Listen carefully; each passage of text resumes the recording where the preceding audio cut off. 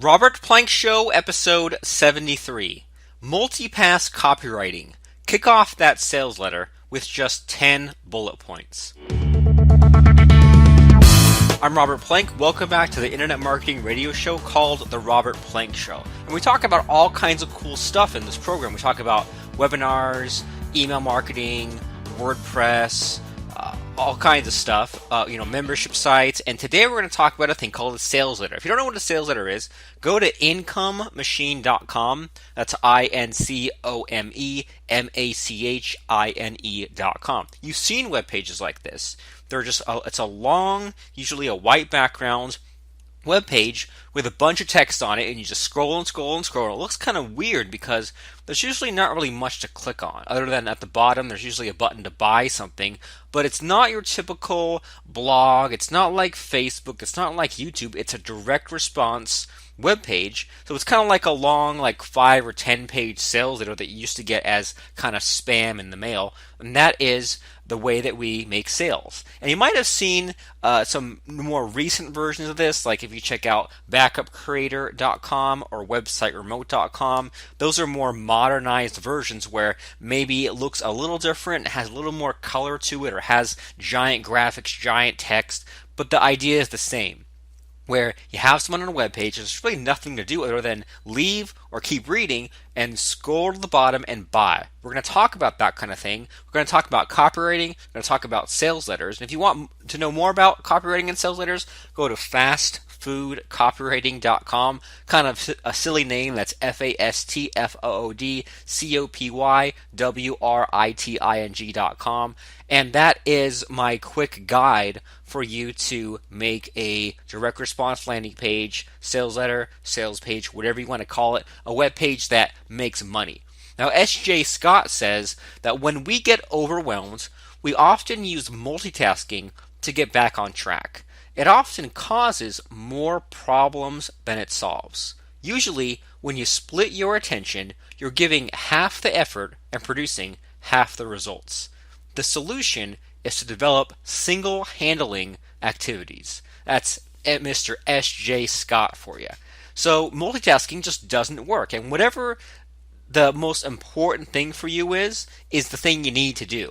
Okay, don't have 10 different tasks in front of you and knock out 1% of this task, 1% of that task, 1% of that task. You'll never get it done. It's kind of like, if you were repainting your house, would you paint, a couple brush strokes in one room, go to the next room, paint a couple brush strokes? No, you'd set up everything in one room, paint the whole room, and you'd be done with just that room. Because what if something happens, you have to stop partway through? You don't want to have 10 rooms that are half painted. You want to just get one thing done, move to the next thing, move to the next thing. So we're going to talk about sales letters, and even though some of the stuff that you might hear about sales letters hasn't changed that much, it's what works. And the punchline, or the thing that I want to drill into your head as we listen to this whole call, is if you're stuck on making this thing called a sales letter, if you see the kind of webpage we have at incomemachine.com, and you need to put some text in there, and you say, well, geez, I got this,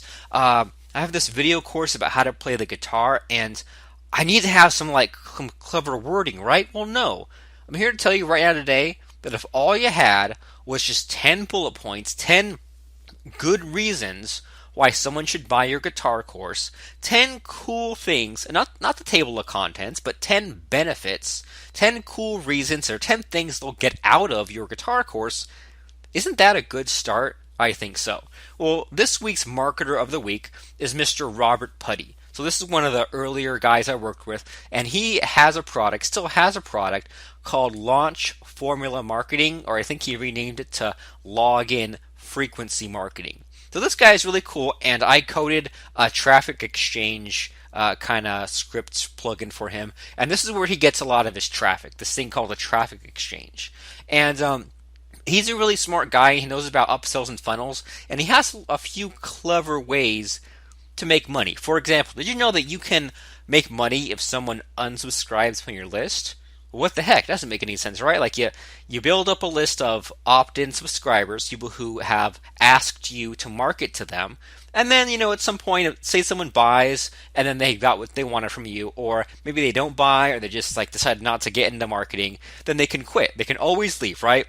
And they can click a link at the bottom of your emails saying, I want to unsubscribe, right? You've seen an unsubscribe link. So they can unsubscribe, and so you wouldn't normally think that you'd make money from someone unsubscribing. But Mr. Robert Putty figured out a way. Now, how is it? Well, there are programs to combat spam, and one is called Spam Assassin. Well, Spam Assassin has a thing called an affiliate program. So what Mr. Robert Putty does, he says, well, if someone is getting emails from me and for whatever reason they want to leave my list, they can click a link and they leave the list. But when you click a link, doesn't the link have to go somewhere? Well, yeah, and usually, if you think about it, the last time you clicked a link and unsubscribed from some marketer's emails, it sent you to a generic page saying, you're unsubscribed, sorry you had to go. Well, a couple things about this. Well, first of all, I have added into that page, and I think mine's at robertplank.com/rejoin, where it says, well, if you wanted to change your email address, or if you opted out by mistake, here is a form to sign right back up on your list.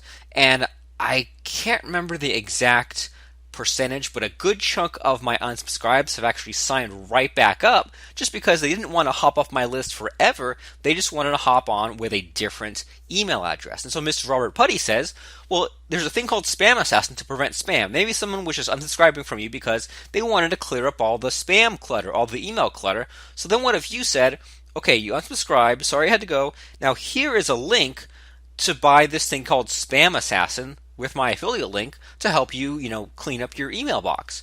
Kind of interesting, right? If you think about the deeper meaning behind someone clicking a link and unsubscribing from you, maybe they were just cleaning up their email inbox. Now, the next thing from Mr. Robert Putty is you can make money if someone forgets the password to log into your site. Now, you should have a membership site software, right? You should have some kind of membership site in your business, even if it's just a single payment, that just simple $10 one-time fee membership. That's still a membership site. Heck, Facebook and Twitter are membership sites. They just happen to be free membership sites. But a membership site is just a site where someone is a member. Someone has a unique login and password. They can go and log in and get whatever it is you have to offer.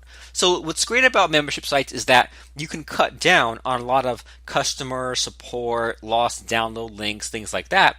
Because if you use WordPress, which I recommend you do, and I recommend you use our Member Genius WordPress plugin, then if someone goes to log into your site and they forgot their password, forgot their username, they can click on a link and they can reset their password.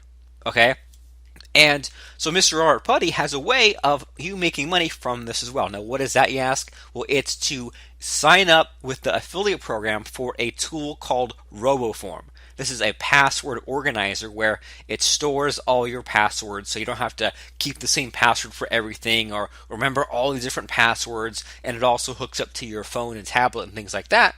So if someone is having trouble logging into your site and they can't remember their password, you say, okay, well, here's your password, here's how you can reset your password and all that good stuff, but here's this tool called RoboForm so you don't have to lose passwords in the future. So there's always little opportunities in front of you, and I mean, even just to throw another one in the mix off the top of my head, Mr. Ryan Dice is a pretty high profile marketer, and one of the things I picked up from him was if you have a thing called a customer support desk, where if someone wants a refund or someone wants to figure out what the credit card bill was for, or if they want to get an upgrade or get help with something, they can contact you on a thing called a support desk. Well, all these support desks allow you to have a signature or a little message on the bottom of every email that gets sent out. So Mr. Ryan Dyke says, what if you just had a link to some offer, some $10 or $97 offer,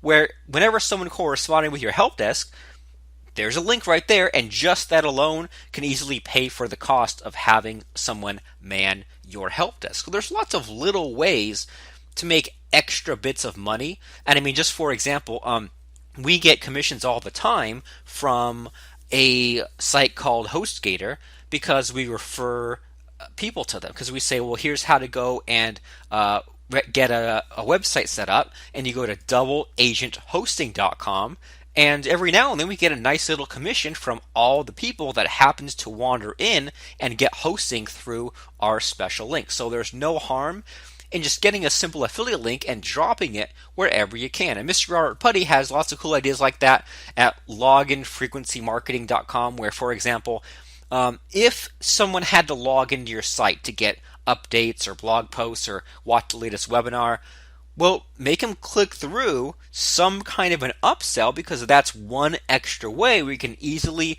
make money, and when you're probably leaving money on the table if you don't have some kind of a interstitial ad, it's called, where someone has to click through a page in order to actually log in. So we're going to talk about this thing called multi-pass copywriting, and it is pretty simple. And the way I like to think about this multi-pass copywriting stuff is you make a really simple page, and then you can just go and make another pass at it, another pass at it, another pass at it. So that way it's like coats of paint, I guess you could say, right? And like, it's the first pass, it's workable. It's not the prettiest coat of paint, but it'll get the job done if it has to, right? It's not like a half painted done thing. It's okay, it's passable. You can go again through it and make it a little bit better. And the phases we're going to go through are the passes. The first pass is the minimum viable product. The second pass are the fundamentals. The third pass is persuasion, and the fourth pass is window dressing. And I'm presenting this thing called copywriting to you in this way because I know of way too many marketers who they just don't have the basics down pat. It's the equivalent of they're trying to learn college calculus, but they can't even add 2 plus 2. So what that means is that they're geeking out about one-click upsells and funnels, and I say, well, great, where are you going to add your funnel? And they don't even have a simple button online. I'm like, well, why are you getting into all this crazy stuff when you don't have just the simplest of things set up online? So we're going to try to get you past that. And the other thing that we see is that there's a lot of extremes with people struggling with copywriting, and some of them want to just like make the most different web page possible. And I say, well, you should start with a template and make little changes from there. Or they're just completely helpless and they can't think on their own. And I'm here to help you get a couple little things on a page, and then that way you can refine what's there. And even if you're the kind of person where if you don't trust your writing skills or things like that, you can at least get something on a page and give a real copywriter a starting point, or you at least have something that gets you by and makes themselves for now until you have enough money saved up to hire a copywriter to make it all nice and pretty. I mean, imagine that. And there's really important principles like this thing called AIDA, which is attention, interest, desire, action, which means that when you have someone landing on your web page, you want to hook them with a problem, with a bold statement, with a headline, and then bring them into interest and align with their beliefs and values and make them understand the reasons why they came to your page and what problems they're struggling with. Then lead into desire, where you announce your product, announce the parts of your product, and then end with the action. The call to action means that you want them to click the button right now and buy your solution, buy your product, buy your course, buy your software, buy your membership site. And then the other way of looking at this, which is exactly the same, is why, what, how to, what if. Why did I come to the page? What's my problem? How am I going to solve the problem with your solution? And now what if I click the button and buy it right now? Now you want to keep it shippable, stupid, KISS, and have something on the page that's complete so you can look back at it in a couple of hours or a couple of days, or have a friend look at it with fresh eyes and figure out the bottlenecks. Now there's a thing called a swipe file, which I guess is something that, it's pretty good advice, but it's kind of misguided and it's kind of not explained very well. And it basically means if you see something in a magazine or an ad, or if there's something that gets you to click and buy something, then you should keep that and you should write it down, because that's some kind of emotional trigger that worked for you. And a lot of people, they tell you to build up a huge swipe file and write a bunch of things down on note cards. And I'm going to give you 4 phrases that'll get you by most things. All right, and the 4 phrases are: who else wants to? The second one is imagine ... The third one is what would happen if ... And the fourth one is quick question. So I'm giving you these 4 phrases: who else wants to, imagine, what would happen if, and quick question, because these are the phrases that I use to start most things. Now, who else wants to is what I use to start most headlines. On a web page, if I have a web page and I say, well, I don't know how to start a sales letter, or I don't know what to put in a headline, what if I said, who else wants to get their site set up in 5 minutes or less, get 1,000 visitors to it, and make 3 sales every day forever? Well, see, the reason why I was able to say all those things off the top of my head was because I started it off with who else wants to. And so many times, if I'm stuck in a headline for a sales letter or an opt-in page, I just say who else wants to whatever. And after writing that, I mean, half the time I take out the who else wants to, but the other half of the time I leave it in there because, I mean, that's when it's kind of cheesy, but it's a real tried and true phrase. Who else wants to? Because who else wants to? Well, it forces you to put in some wants, right? Not just things you're describing, but some good benefits and things you'll get out of the punchline or the web page, the product. And then who else implies that you've helped others and now they are next. And now that it's almost as if they're going to miss out if they don't jump on it. Imagine is what I use to begin many of my emails. So if I send an email to my list, I mean, there's copywriting in emails as well, and I'll start off with imagine. So, I mean, imagine if you could do this or this or this. Imagine if I was able to give you this solution that did this and that. So imagine the great jumping off point where if I don't know what to say, I just start typing the word imagine, and once again, half the time I end up leaving it in, half the time I end up taking it out once the rest of that sentence is written, and then the rest of it flows afterwards. What would happen if, now this is a phrase that I use many times in a 1-hour pitch webinar, but it'll still work well in a sales letter if you prefer this one. And now what would happen if you had all this cool stuff, right? What would happen if I was able to give you the formula for selling a $997 product over and over again? What would happen if you could pick up a guitar and in seconds play the best songs to impress your friends, whatever? So what would happen if is a powerful phrase because it forces you, first of all, to explain the if, right? What would happen if I showed you this stuff? And then you're kind of leaving it on the hook of like, well, what would happen if that? And then you'd almost kind of have to answer it with some second level benefits, right? And so I guess I'll explain real quickly features and benefits. This is a real basic copywriting term. But basically, the features of the things you're selling are like the table of contents, right? Or all the cool little doodads in there. And the benefits are then what they get out of it and what they do with it. So you could say, well, I'm going to sell you this WordPress course, and I'll show you how to get it set up fast, and how to blog without even trying, and I'll give you a bunch of templates and ideas for how to get a bunch of content filled up, and I'll show you how to monetize your site. So those are all features. Now, a benefit to that kind of stuff is, well, now we say, here's the feature, now so what? So the feature is that I can show you how to come up with an endless supply of content. Well, so what? Well, now you can rank higher in the search engines. Now you can get lots of free traffic. And then we can take it even one more level than that and say, well, I get lots of free traffic. Well, so what? And we can say, well, now you can get 1,000 visitors a day, and you can get people joining your email opt-in list, and you can have traffic on demand, just turn on the faucet, and you can have people tripping over themselves to read everything you say and to buy from you. You can even automate it. So now you see how we go from something really boring, which is what it does, and then we take it to the next level and say, now what can I do with it? And then take it to the next level and say, well, so what about that? Now what can I really do with it? Okay, so that's what the goal is for a lot of this, and this is why where the mindset you should be in with bullet points. You shouldn't be writing bullet points in terms of the table of contents. You should be writing the bullet points in cool things they can do with all this. And then, so that's what would happen if, which I normally use for pitch webinars. And then quick question is the jumping off point that I use for 10-minute video sales letters or 5-minute video sales letters. So I have a web page, a sales letter, and at the top I have a video that plays on its own automatically, and then it has me demonstrating something or reading off some slides, but it's more of like a compacted version of the sales letter. And for whatever reason, I start with quick question.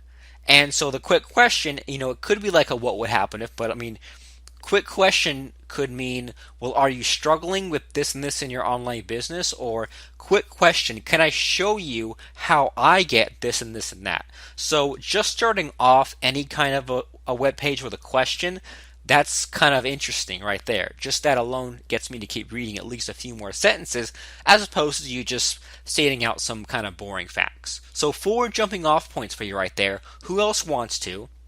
Imagine what would happen if, quick question, and even if you had to fill in all 4 of those, if you had to, and if you had to answer all 4 of those slightly differently, then I guarantee that you'd probably have a pretty good first sentence for whatever sales letter you had without even trying. All right. So I've given you a couple of those things. Talked about AIDA. Talked about those 4 starters, those 4 openers. Let's jump into the 4 phases, the 4 passes. They are the minimum viable product, the fundamentals, persuasion, and then window dressing. So the minimum viable product, I want you to finish this pass by having something that you could sell. And it's not pretty, it's not the best, it could be better, but there's just something you could have for sale. And we recommend you use papertemplate.com. And that's our plugin where you can have just a really simple, basic piece of paper looking template using WordPress. Now, if you don't even have paper template, technically you could even write it on a bare bones HTML page or even a blog post, but paper template's the best. It's only $7 at the time of this recording for the light version, which will get you by. Now, the 4 components of the minimum viable product are headline, 10 bullet points, price and buy button, and then WWHW reordering. All right, so the headline. You have some giant red bold text at the top, and you say, who else wants to blank, blank, and blank? There you go. Just fill in 3 things that you want to ask who else wants to do these cool things with guitar. Who else wants to do cool thing number 1, cool thing number 2, cool thing number 3, and there you go, that's your headline. Who else wants to master guitar in the next 45 minutes? Master the 3 easiest songs and impress all your friends. There you go. Could you make that better? Well, sure, but that got a headline. That got something down on the page. Next, 10 bullet points. So it helps me, and it'll probably help you, if you're stuck writing just anything in general, but in this case, a sales letter. If you're having the blank page syndrome, it won't hurt to just type a question onto that blank page and then answer the question down below and then delete the question. No one has to know you did that. So type in below the headline, why should I get this? And write it just like that. Don't say, why should someone get this? Why should you get this? It's, why should I get this? That way someone is asking you personally why they should get this. And then you list 10 bullet points of why they should get the guitar course. Maybe one of the reasons is because learning on your own sucks, and trying to master the sheet music and fumble around in the dark and figure out what kind of preamp and what kind of guitar and guitar pick and strings and all that is just a huge hassle, not to mention getting guitar lessons or watching confusing videos. You're the best of both worlds. You're going to show them guitar. So you list 10 things like that, reasons why they should get it. And so another reason might be just that, like, the traditional way of learning guitar doesn't work, and you have the shortcuts, and you have X number of years of experience, or you've taught X number of different students, and you actually do it. You're not just giving them facts and figures. You can show them exactly now how to master the guitar in minutes, not in months or years. So you'll get it done for them quickly. So you can think of 10 reasons like that, from the simplicity, from the speed, from anything like that, from the level of mastery they'll get, from the amount of fun they'll have compared to other alternatives. List 10 reasons why they should get this. And that's the core of it. That's most of your sales letter right there. And anything you go back and expand, you can probably just expand each of those bullet points at a time. Now, the third part of phase one is the price and the buy button. You got to have this, right? You got to say, even if you have the most bare bones sales letter, have the headline, have reasons they should get it, and then have the price stated on the page, and then the button where they can click and buy. I mean, you have to have the button for them to click and buy, otherwise there's no point to it. And then once you do that, you go there and look, and I mean, you might have throughout the course of this expanded and added a couple sentences, maybe even not, but if you add a little bit here and there just to explain the rest, make sure that the order is correct. Most sales letters I see are in the wrong order, and they'll have a buy button, halfway down the page and not at the bottom, or they'll throw in testimonials and then bonuses, and it's a whole mess. So the order you want to go in is, why am I at this web page? What's the problem you're solving? How does your product solve that problem? And then what if I get it right now? So there you go. Just that alone gets you the minimum viable product, and technically you could stop or pause this podcast program and whip out the bare essentials of your sales letter, okay, with just 10 bullet points. But we can do better than that. We can go back and make sure the fundamentals are in there, and that's phase two. The parts of phase two are, number one, button, stack, and headline. Number two, product breakdown. Number three, problem, agitate, solve. And then number four objections. All right, so first, we can go to that order button right there and make it look a little fancier and a little prettier. And if you look at other sales letters, you can see what I mean. You can put in like a guarantee right on there, or you could make the button big and giant.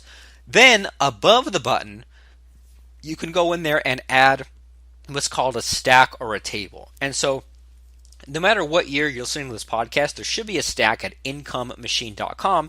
And so you list the component parts of your offer, like, video 1, module 2, and then you say what it is, and to the right of it, you have a dollar value of what it's worth.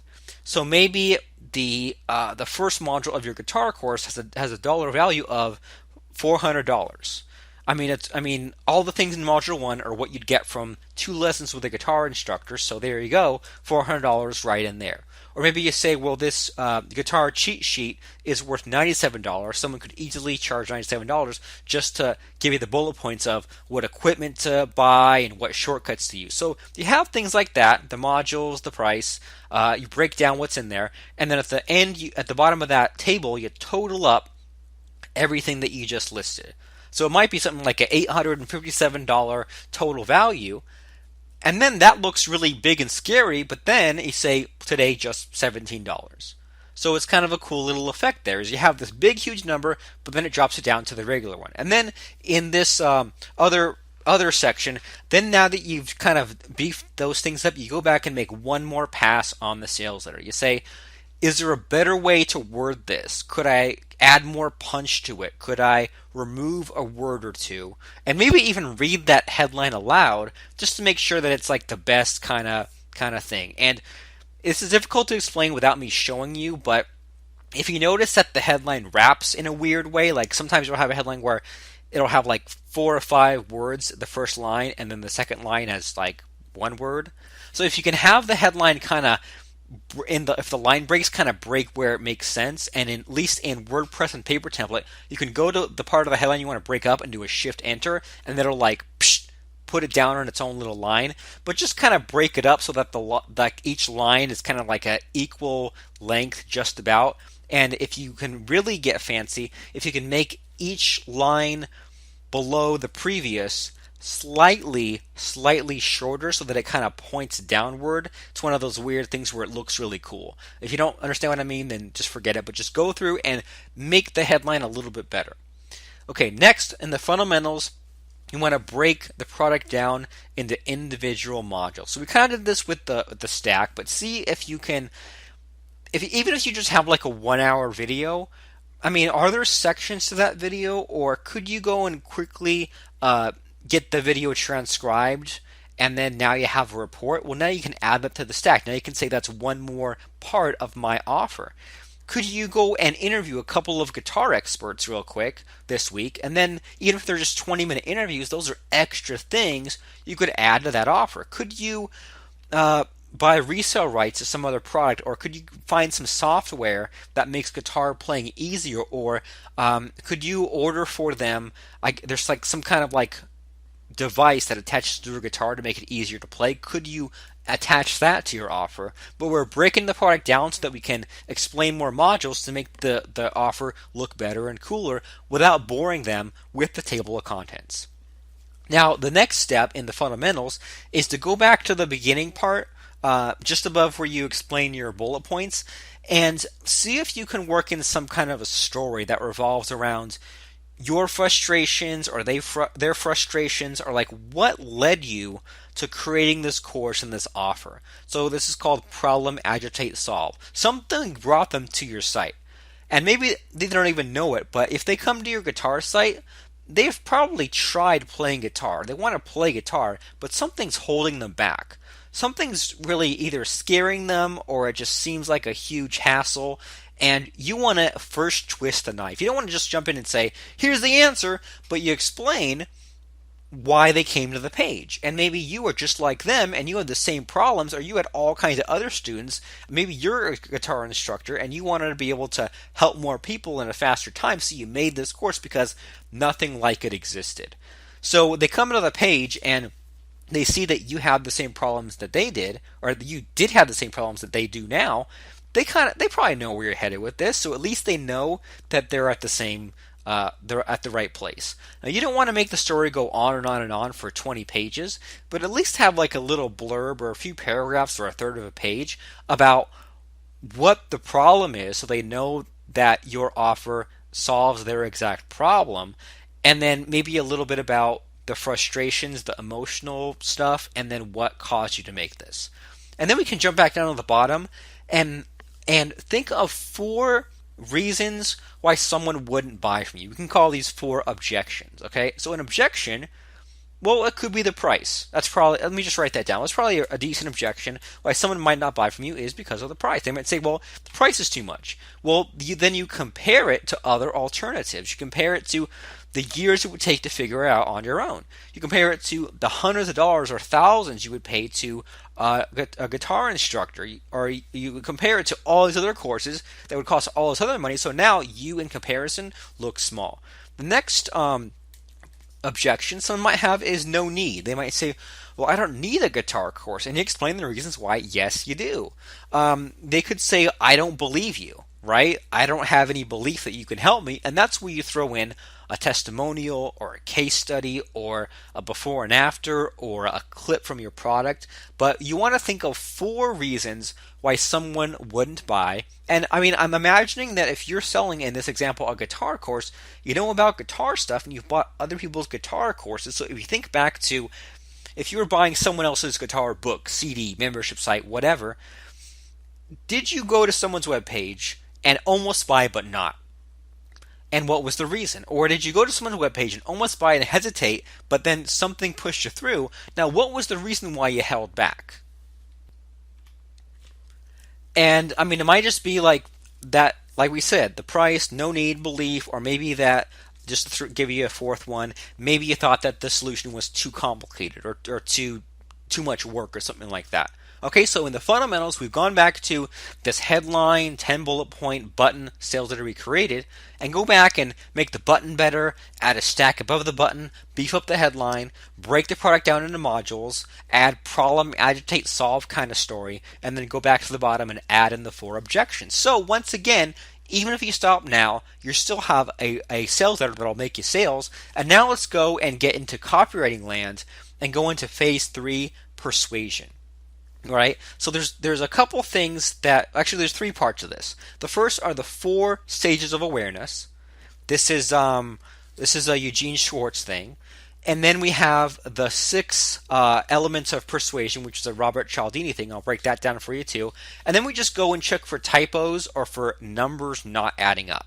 All right, so let me unpack this real quick. So Eugene Schwartz is this guy who tells you that, well, when advertisers were advertising cigarettes, there's cycles there, right? Like first they go for the they have like the Camel Joe ads, then they have the Marlboro Man ads, and then they just go through and there's different like cycles where like competitors come on in and make things too crowded, and then you got to go and beat the competitors, but then it's way too confusing, so then you got to go back to simplicity. So Eugene Schwartz has these phases that pretty much go to, there's novelty, there's enlargement, sophistication, and abandonment. And what I've done in front of me is I've drawn a circle and then drawn a line down it and a line across, and in the top right corner I've written N for novelty. The bottom right corner, E for enlargement, the bottom left corner, S for sophistication, and then the top left corner is A for abandonment. So what this means is that, and if there's any kind of marketplace or whatever, or any kind of solution or any kind of niche, everyone starts off with novelty because, well, just by this thing existing, you make sales, right? So if we're talking about, all right, guitar course. So I mean, we're on a roll. Let's keep going with a guitar course. If no one had a guitar course out there and you were the first one or one of the first, then you make sales just because people are looking for guitar courses. There's no other competitors. Your guitar course can be a piece of crap. People still buy. But then what happens? Well, then everyone else sees what you're doing and makes their own guitar course. So how do you make it better? You say, well, my guitar course has 10 hours of video. Mine has video period. Mine has all these templates. Mine has all this extra stuff loaded in, right? I have all these extra videos. You can get a video every day for a year, so everyone goes for bigger.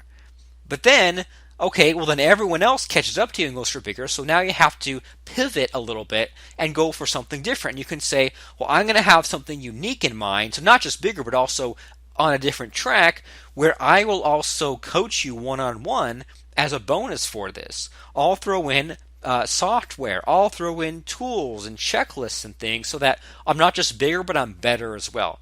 Well, then what happens? Well, everyone else catches up to you, and now everyone else is bigger and better. And then this is where the abandonment happens now, because, well, now it's tough to make any sales because it's so crowded, so confusing, and people are looking to get back to basics, get back to the simple stuff, and that's where the novelty comes back in, where now everyone else says, I give you 850 videos on guitar. You say, 800 videos is great, but you're not going to go through all those. Just take my 1 hour guitar course. So that's the cycle. And that's one way of looking at it, but the way I like to look at it is that someone coming to your webpage is in one of these 4 cycles, right? So someone might, and you're going to have basically 4 types of people. Someone's going to come to your guitar webpage and say, I don't know guitar at all, help me. Someone's going to say, I kind of know guitar, I want to learn it better, help me. Someone's going to say, and that's the enlargement part, then someone might be sophisticated, someone might be saying, okay, well, I know some guitar stuff, but I'm stuck. I don't know how to really get past playing the most simple stuff, get me more advanced. And then people are going to be in the abandonment phase where they say, I'm just overloaded with all this stuff, give it to me really simply. So if you think about that, well, now you can go and look at your webpage again through the lens of a newbie, an enlargement person, a sophistication person, and an abandonment person, and figure out, well, how can I make this apply to someone who doesn't know guitar at all? Someone who knows it but needs to know more. Someone who knows more but is at a plateau and needs help going in a different direction. And someone who's just overwhelmed and needs it to be kept simple. Okay, so those are the 4 stages of awareness. And then we can look at this from another pass of a thing called Robert Cialdini, or a guy named Robert Cialdini, who says that there are 6 ways of persuading someone. Let me write these down just so that I get these right. So they are likeness, they are authority, they are commitment and consistency, I should say.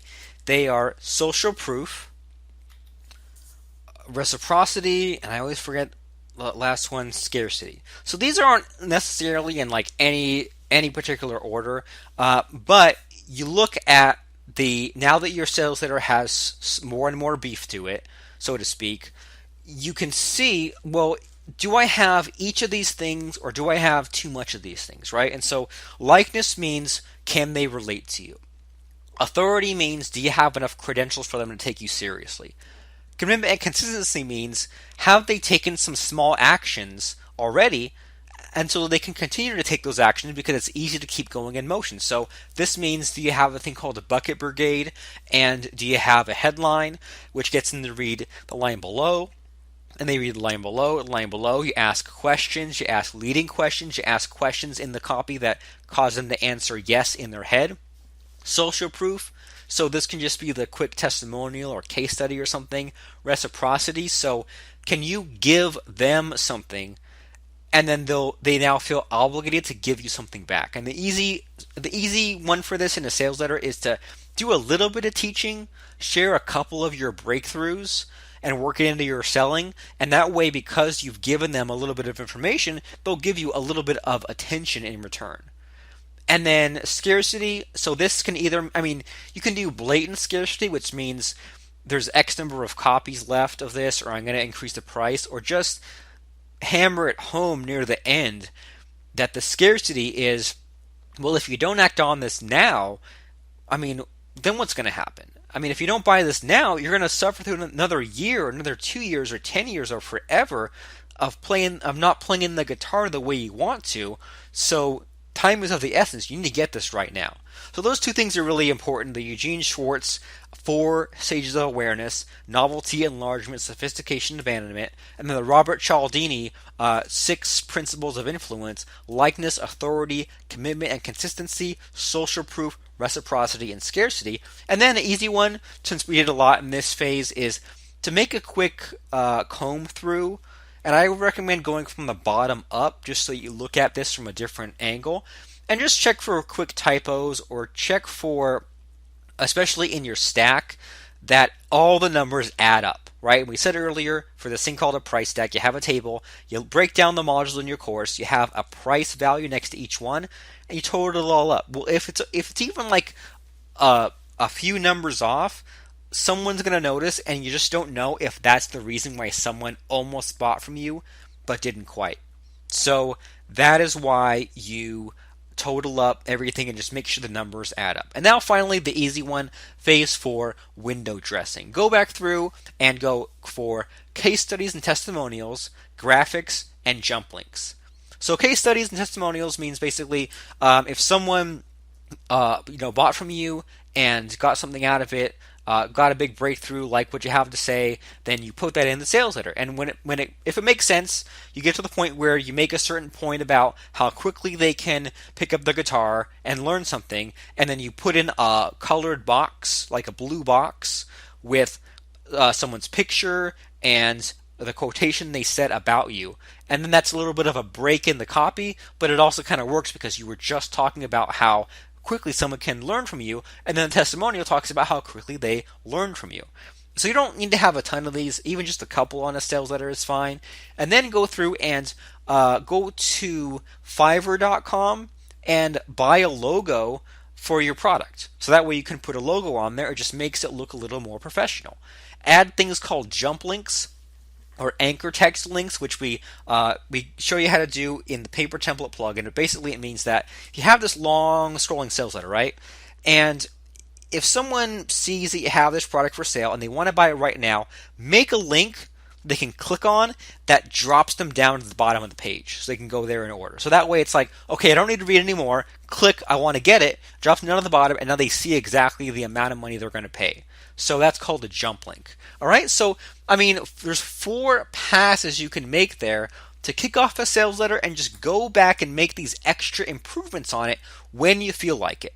So now we said that we went to phase 1, the minimum viable product. They had a headline that said, "Who else wants to blank?" Added 10 bullet points, so 10 good reasons why you'd want to get this, a price and the buy button, and make sure that the whole web page follows the order of why, what, how to, what if. Why am I here? What's the problem I'm having? How does your product solve that? And then what if I get it now? Phase 2, the fundamentals. Go back and fix up the button, price stack, and headline. Break down the product. Problem, agitate, solve your story. And then think of 4 objections and answer them in just 4 sentences about why someone might have hesitations right now to buy from you at the last second, and overcome those limitations very quickly. Then phase 3, persuasion.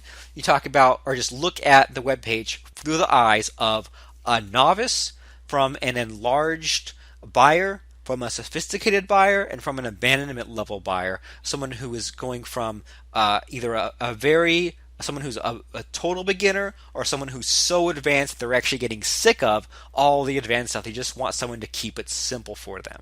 And then Robert Cialdini, 6 elements of persuasion: likeness, authority, commitment and consistency, social proof, reciprocity, and scarcity. And then in the last part of this phase, make sure that your typos and your numbers all are cleared up and add up. Then the final and fourth phase, window dressing.